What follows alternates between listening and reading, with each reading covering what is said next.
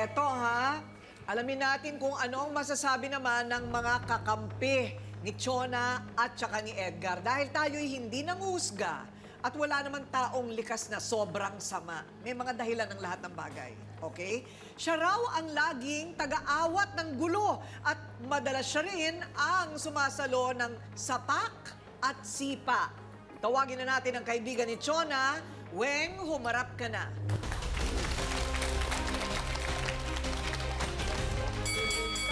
Sobra ka na, ha? Yun na lang sinasaktan mo si Chona. Ako na lang lagi. Tama na naman. Bakit? Ano ba ang nangyayari, Weng? Tuwing na lang po mag-aaway sila. Ako na lang po yung laging sumasalo sa kanilang dalawa. Bakit kapitbahay ka? Opo. Okay. Simula po nung magkakasama po kami ng ilang years na po. Ako na lang po lagi yung nagtatanggol sa kanya pag sinasaktan siya ni Edgar. Akala ko ba minsan lang nangyayari yung pananakit, Chona? Yan nga po, pag siya nag-uumpisa malasing. Sunod-sunod na po niya, nabubugbog. Pag wala po siya nakukuha ang pera sa akin. Oo. Lagi po niya ako sasabihin sa mukha. Pag hindi ko na po makaya yung pamumugbog niya, sinisigawan ko na po si Wena. Dahil pagka po, sobrang yung paninipa po niya sa akin eh. Sinisigawan ko na po si Wena para po tulungan niya ako. Naku, kung hindi naman kayo kasal, ba't ba hindi mo nalang iwanan? Oo. Lalo na kung matagal na nangyayari. Po yan, ma'am. Pag nagawa ng isang beses, ate, paulit-ulit yan, matuto ka. Pinapayo ko lagi sa kanya noon pa. Na ano?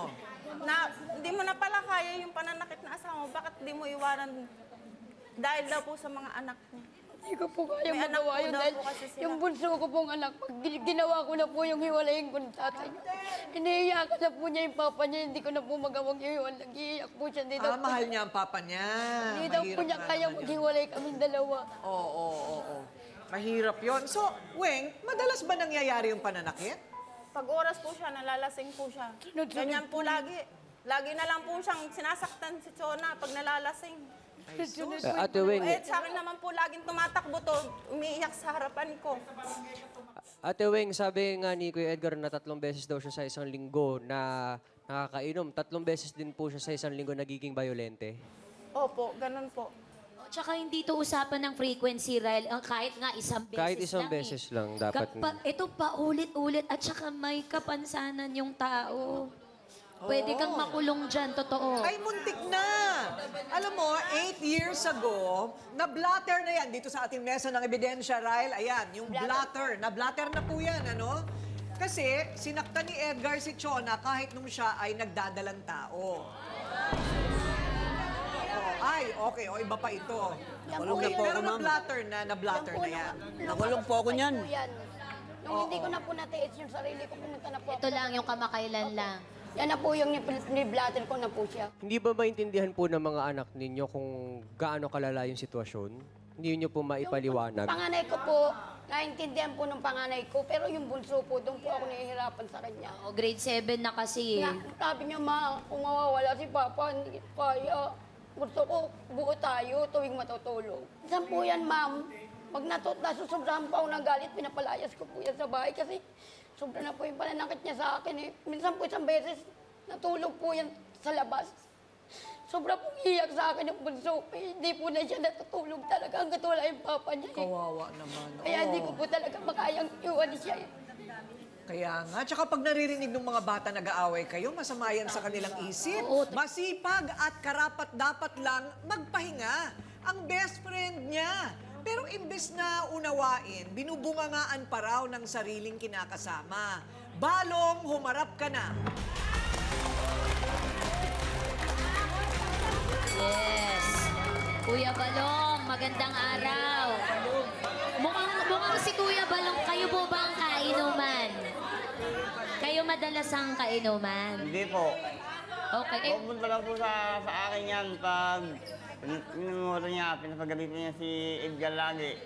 Kahit, dahil po si Edgar, pagod na po siya.